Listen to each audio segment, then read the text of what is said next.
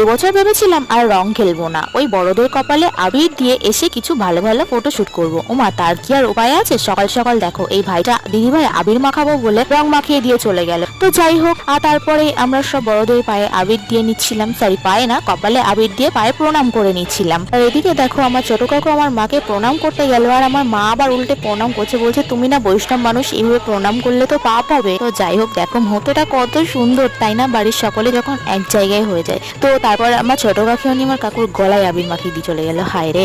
আর আমার ভাইয়ের আনন্দের লেভেলটা তো ছিল একদমই অন্যরকম, দেখো কত আনন্দ করছে।